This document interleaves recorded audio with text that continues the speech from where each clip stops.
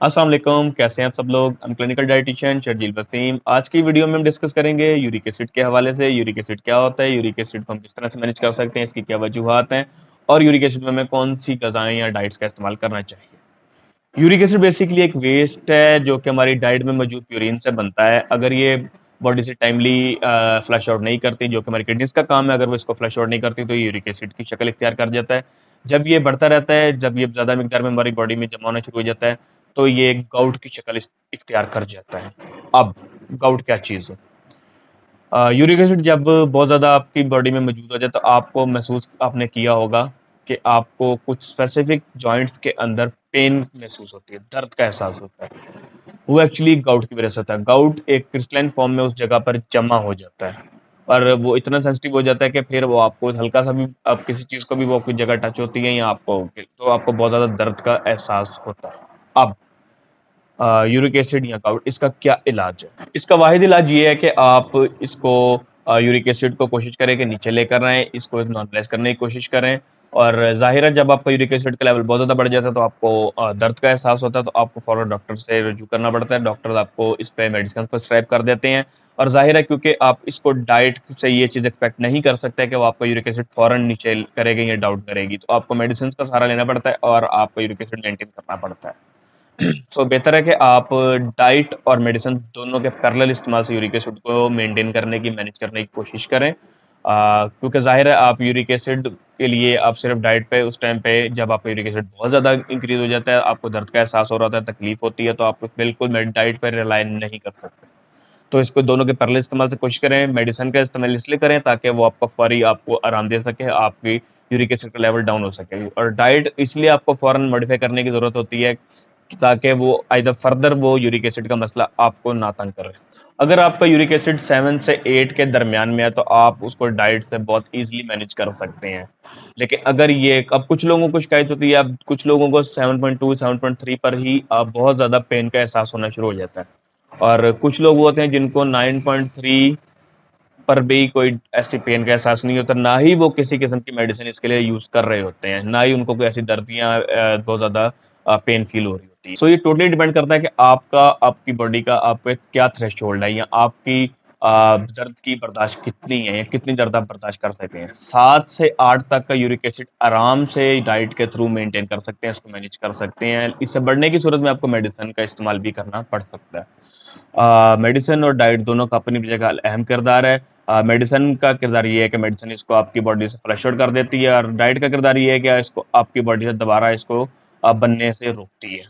अब हम diet discuss कर लेते हैं जो कि यूरिक एसिड में आपको सबसे पहले फ़ौरन इसको रोकना है। उसमें वो है सबसे पहले आ जाता है छोटा और बड़ा गोश्त, यानी कि मटन और बीफ। इसको मुकम्मल तौर पर आपको अपनी बॉडी से एक्सक्रीट आउट करना पड़ेगा। इसमें बहुत ज़्यादा प्यूरिन होती है और ये आपकी किडनीज़ को भी डैमेज कर देती है क्योंकि किडनीज़ इसको फ्लश आउट नहीं कर पाती सही से, तो ये इसलिए आपकी किडनीज़ पे भी इफ़ेक्ट कर देती हैं। इसके अलावा दालों का इस्तेमाल भी कोशिश करें कि आप बिल्कुल बंद कर दें। स्पेशली कुछ लोग अगर हम दालों से रोकते हैं तो वो लोबिया और चनों का इस्तेमाल करना शुरू कर देते हैं। उनका ख्याल होता है कि लोबिया और चने दालों में शुमार नहीं होते, लेकिन ये उनकी गलत वो है। तो कोशिश करेंगे जब आपको दालों के इस्तेमाल से मना करें तो लोबिया और चनों का इस्तेमाल भी बिल्कुल भी ना करें। और लोबिया और चने इसलिए मैं प्रोमिनेंट कर रहा हूँ क्योंकि लोग इसको इसलिए बहुत ज़्यादा वो तरजीह देते हैं कि शायद ये दालों में शुमार नहीं होता, लेकिन कोशिश करेंगे ये गलत प्रैक्टिस है, इसको आप अवॉइड करें। और अब बात आ जाती है कि अगर ये तमाम चीज़ें हमने रोकनी है या बंद करनी है तो इनके रिप्लेसमेंट में हम क्या इस्तेमाल करें? आइए अब इस पे हम बात कर लेते हैं। अगर आप प्रोटीन का बहुत ज़्यादा इस्तेमाल नहीं कर रहे हैं या आप उसको रिप्लेस करना चाह रहे हैं या तो आप उसके लिए सबसे बेस्ट या सेफेस्ट ऑप्शन जो आपके पास रिप्लेसमेंट के है वो है चिकन और फिश। डेफ़िनेटली जब आप दालों का और बीफ का या मटन का इस्तेमाल आप कम करेंगे तो आपको प्रोटीन डेफ़िशिएंसी होगी, विटामिन बी की डेफ़िशिएंसी हो जाएगी, तो आपको वो पूरी करने के लिए प्रोटीन की रिक्वायरमेंट पूरी करने के लिए आपको सबसे बेस्ट ऑप्शन चिकन मिल सकता है, चिकन या फ़िश। सी फूड में आप अगर चाहें तो प्रॉन्स या ऑयस्टर्स खा सकते हैं, ये भी बेस्ट ऑप्शंस है। इसके अलावा अगर आप मोरिंगा का इस्तेमाल कर लें यानी कि सुहांजना इस्तेमाल कर लें तो वो भी बहुत अच्छा प्रोटीन का सोर्स है, उसमें 25% प्रोटीन की वैल्यू होती है, तो आप उसमें रिक्वायरमेंट आप उससे पूरी कर सकते हैं। इसके अलावा दूसरी चीज़ जिस पे सबसे ज़्यादा गौर करने की ज़रूरत है वो है दूध और दही का बैलेंस इस्तेमाल। बहुत ज़्यादा दूध का इस्तेमाल या बहुत ज़्यादा दही का इस्तेमाल भी आपका यूरिक एसिड का सबब बन सकता है। कोशिश करें कि आप 2 ग्लास दूध और या 2 कप दही से ज़्यादा दिन में ये इस्तेमाल ना करें। इसमें हमें एक्चुअली देखना होता है कि आपका जो यूरिक एसिड लेवल है वो किस हद तक आपका है और किस साल पे जाके इंक्रीज़ होता है। अगर आपने 1 कप दूध दिया है, उससे आपका यूरिक एसिड ठीक है, और अगर आपने 2 ग्लास मतलब दूसरा ग्लास आपने साथ ही दे दिया है, तो उससे आपका यूरिक एसिड का लेवल बढ़ गया, तो कोशिश करें कि सिर्फ़ 2 ग्लास दूध से ज़्यादा इस्तेमाल ना करें। दही का भी सेम वैल्यू रहेगी कि आपने अगर 1 कप दूध दही से ठीक है, अगर 2 से गड़बड़ कर रहा था, कोशिश करके सिर्फ़ 1 कप दही का इस्तेमाल करें, यूरिक एसिड इससे आपका नॉर्मल रहेगा, इंक्रीज़ नहीं होगा। इसके बाद बात आ जाती है ग्रीन लीफ़ी वेजिटेबल्स की। पालक हो गई, गोभी हो गई, या कोई भी हरे पत्ते वाली सब्जियाँ हो गई या सलाद हो गए, इनका मुकम्मल तौर पर इनका इस्तेमाल बंद कर देना। स्पेशली टमाटर का इस्तेमाल को ज़रा कंट्रोल किया जाए, क्योंकि टमाटर यूरिक एसिड को बढ़ाने में एक अहम किरदार अदा करती है। कोशिश करें कि आप इसके इस्तेमाल को मुकम्मल बंद करें। अब ख़वातीन का ये कहना होता है कि जी इसके बगैर हंडी नहीं बनती, तो फिर ये है कि या तो आप इसको बहुत कम मिकदार में इस्तेमाल करें ताकि सिर्फ़ इसमें इसका फ्लेवर आ सके। और अदरवाइज़ अगर आप इसको रिप्लेस करने की बात चाहते हैं, तो इसमें बेस्ट ऑप्शन है कि आप दही का इस्तेमाल करें। अब दही का मतलब ये नहीं है कि आप इसमें किलो दही डाल दें, सिर्फ़ उसकी भी कंट्रोल अमाउंट में आपने दही डालनी है। अब हम उन तमाम चीज़ों की बात कर लेते हैं जो कि गैस बनाती हैं। चावल हो गए या ग्रीन लीफ़ी वेजिटेबल्स हो गईं, दालें हो गईं, ये कुछ लोगों को बहुत ज़्यादा प्रॉब्लमैटिक हो जाती हैं। इन शॉर्ट वो चीज़ें जो गैस बनाती हैं, यूरिक एसिड को ट्रिगर कर रही होती हैं एक्चुअली में, और ये यूरिक एसिड के प्रॉब्लम्स आपको बढ़ाती हैं। सो इनको अवॉइड करें। इन चीज़ों पे बात कर रहे थे जो कि आप ले सकते हैं, जैसे कि दलिया हो गया, नाश्ते में आप दलिया का इस्तेमाल कर सकते हैं। पानी दिन में 8 गिलास कम से कम लें, और कोशिश करें कि विटामिन सी का इस्तेमाल भी ज़्यादा से ज़्यादा कर सकें। इसको मैं थोड़ा-सा एलैबोरेट कर देता हूँ अब, ताकि आप इसको बेहतर तरीके से समझ सकें। दलिये में आप जौ का दलिया इस्तेमाल करें। उसको आपने पानी में पकाना है, दूध में नहीं पकाना। उतारने के बाद आप उसमें 1 गिलास दूध आप उसमें शामिल कर सकते हैं, लेकिन बैलेंस ज़रूर रखें। 1 गिलास दूध से ज़्यादा इस्तेमाल नहीं करना, और सारे दिन में मज़ीद आपने सिर्फ़ 1 गिलास ही दूध का मज़ीद इस्तेमाल करना है, क्योंकि आपको जैसे मैंने पीछे बताया कि 2 गिलास दूध से ज़्यादा इस्तेमाल यूरिक एसिड का पेशेंट नहीं करता, क्योंकि वो आपके यूरिक एसिड को बढ़ा देता है। इसलिए आपने सिर्फ़ जब नाश्ते में आपने दूध दलिए के साथ 1 गिलास दूध ले लिया, तो आपने मज़ीद दिन में सिर्फ़ 1 गिलास दूध का ही मज़ीद इस्तेमाल करना है। अगली चीज़ जो इस पे हम बात कर लेते हैं, वो हमें पानी का इस्तेमाल है। पानी आपको कम से कम यूरिक एसिड के पेशेंट को 8 से 10 गिलास दिन में पीना चाहिए, क्योंकि ये यूरिक एसिड को फ्लश आउट करने में बहुत ज़्यादा हेल्पफुल होता है। तो आप कोशिश करेंगे ज़्यादा से ज़्यादा पानी पी सकें। यूरिक एसिड के पेशेंट को 8 से 10 गिलास पानी पीने का ज़रूरत दिन में लाज़मी होती है, ताकि अच्छे से यूरिक एसिड को आपकी बॉडी से किडनीज़ फ्लश आउट कर सकें। विटामिन सी यूरिक एसिड को फ्लश करने के लिए बहुत अच्छी चीज़ है।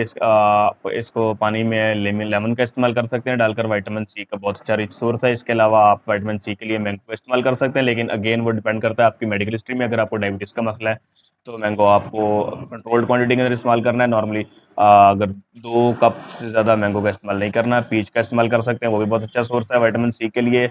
इसके अलावा कोशिश करेंगे आप फ्रूट्स एंड वेजिटेबल जितने भी हैं विटामिन रिच, आप उनको इस्तेमाल करें, ये ताकि आपका यूरिक एसिड को फ्लश आउट करने में आपको ये हेल्प कर सकें। अब अगली बात जो आ जाती है, वो है कि हम इसका अंडरलाइन कॉज़ को डायग्नोज़ करें। अगर यूरिक एसिड बढ़ने की रीज़न आपका लाइफ़स्टाइल में मटन या बीफ का बहुत ज़्यादा इस्तेमाल है, तो कोशिश करें कि उसको आप कम करें। तो अब एक चीज़, अगर ये आपको ये मसला आ रहा है, तो डेफ़िनिटली आपकी फैमिली में भी हो सकता है, उनमें भी ये बढ़ सकता है। तो आपके लिए ज़ाहिर-सी बात है, वो अलग खाना तो नहीं बनाते होंगे, या आप अलग तो नहीं आपके लिए बनता होगा। डेफ़िनिटली उनके भी ये इस चीज़ की प्रॉब्लम हो सकती है। सो अपना लाइफ़स्टाइल को आप चेंज करें, स्पेशली लाहौरिये, वो क्योंकि इन चीज़ों के बहुत ज़्यादा शौकीन होते हैं। वो गोश्त, मटन और इन चीज़ों को बहुत ज़्यादा इस्तेमाल करते हैं, प्रेफ़र करते हैं, तो ये उनमें यूरिक एसिड का मसला भी बहुत ज़्यादा पाया जाता है। कोशिश करें कि आप लोग अपनी लाइफ़स्टाइल को अडॉप्ट करें, उनमें कुछ एडाप्टेशंस करें और इसको आप अवॉइड करें।